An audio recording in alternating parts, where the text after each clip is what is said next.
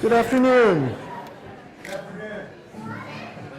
Would everyone please find a seat? Thank you.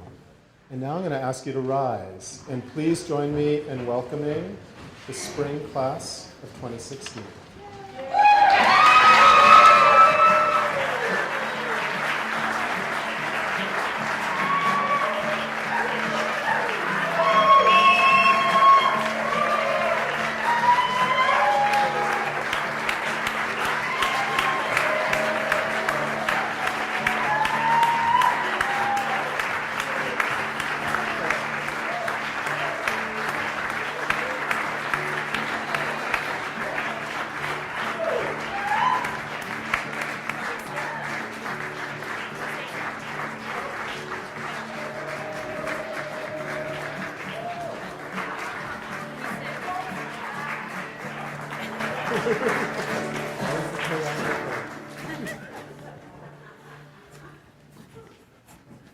Thank you. Good afternoon.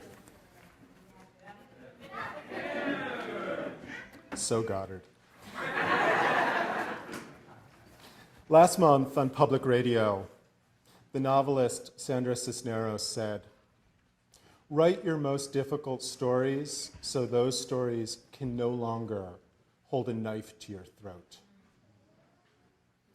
In just a few words, she conveyed the urgency with which we need to speak truth to power, while letting us know that to resist responding to what we've seen, what we know as truth, is to agree to be the keepers of our own captivity.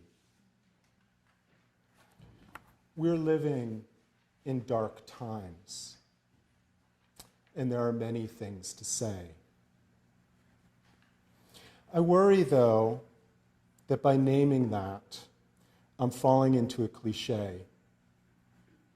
Perhaps my gloom comes from having just turned 50. Or maybe it has to do with the particular circumstances in which I find myself. But I know it's more. The reports we receive from around the world are more often grim than hopeful, and too often remind us of our complicity in the world's horrors. But must not every generation feel like it's inhabiting dark times? I think so. And it's this recognition that keeps me from thinking we're special, that our labors are in some way greater or in some ways less than those who came before us. No. What Cisneros asks of us is the work of being human. She's asking us to transcend ignorance, which literally means to ignore the truth that lies before us. She's inviting us into the transformational action that is the result of radical presence, action that emerges from a commitment to witness.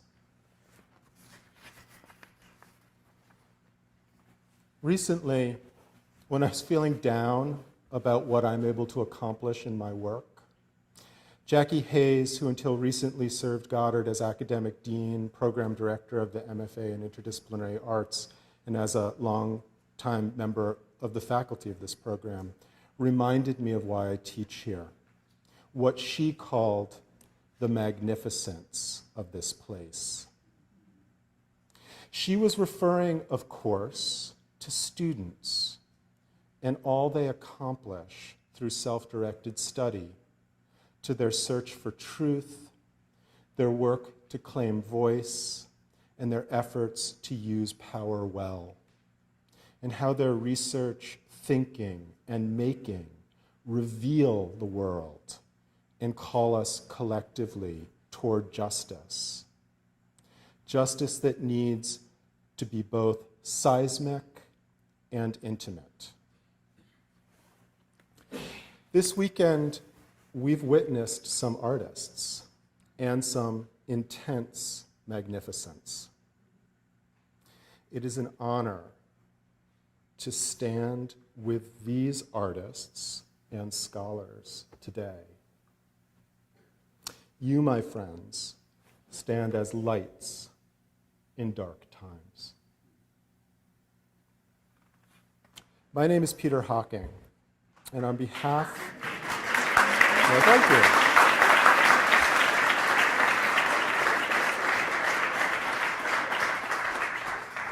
On behalf of the faculty of the MFA in Interdisciplinary Arts program, it's my honor to welcome those assembled here in the historic Hay Barn Theater at Goddard College for the spring 2016 commencement of the Master of Fine Arts in Interdisciplinary Arts program. It's now my pleasure to introduce our commencement speaker. Archie Shepp received his undergraduate degree from Goddard College in 1959. He returned to Goddard to accept our Presidential Award for Excellence in 2013. This year, he is the recipient, this coming April, of the National Endowment for the Arts Jazz Masters Fellowship, the United States' highest honor bestowed on a jazz musician.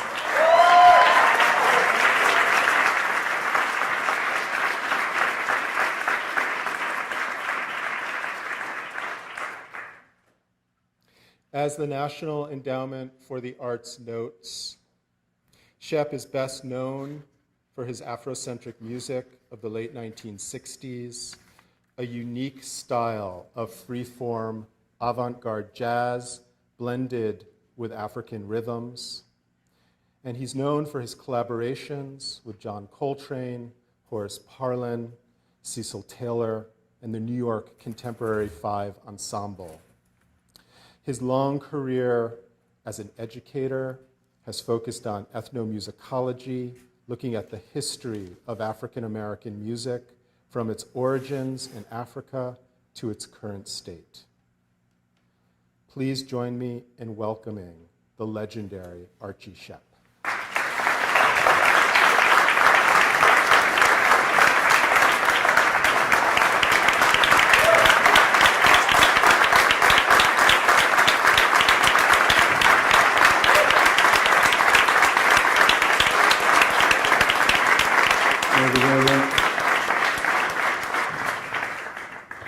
I think you'd be relieved to know that I don't have much to say.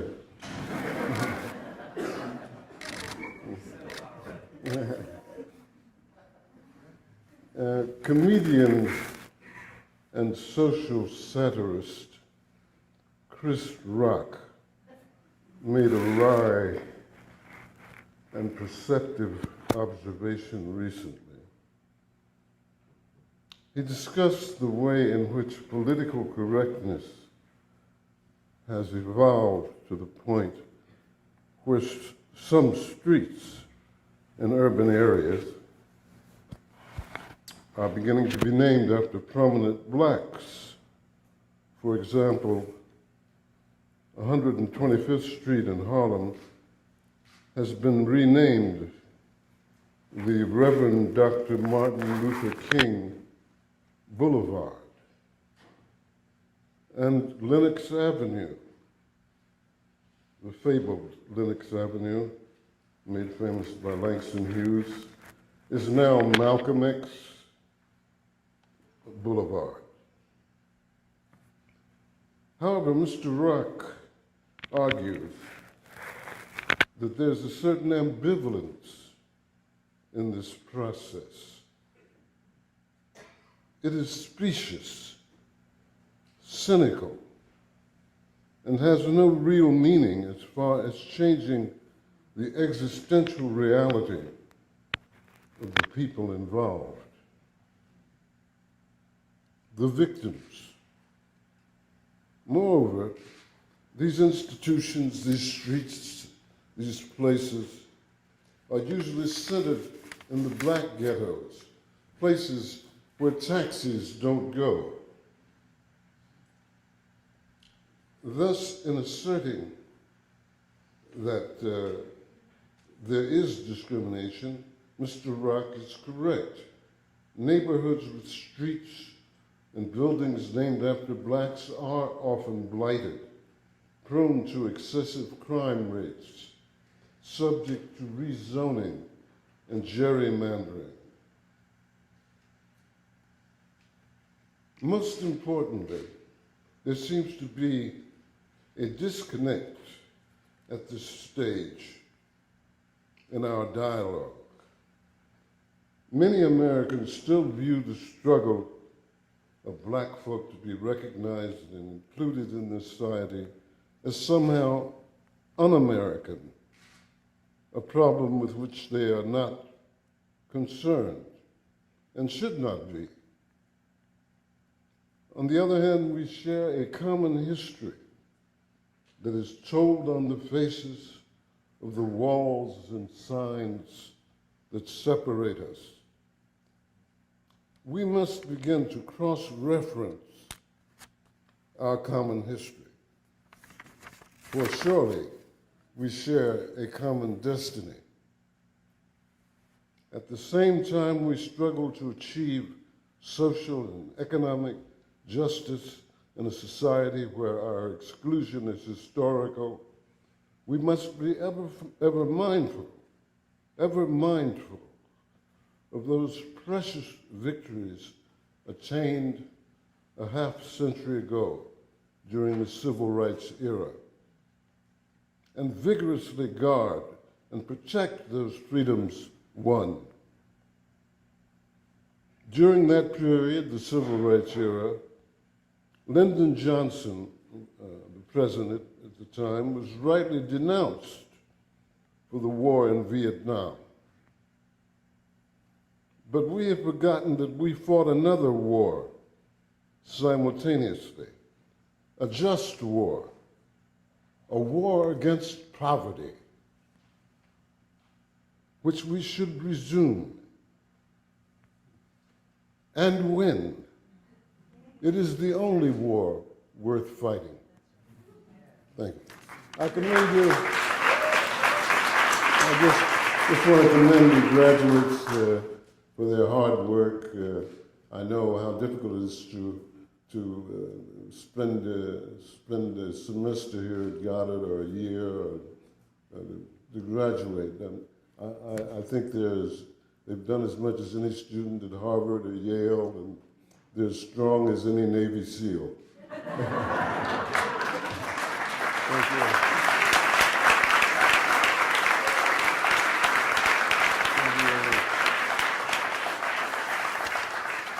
Thank you.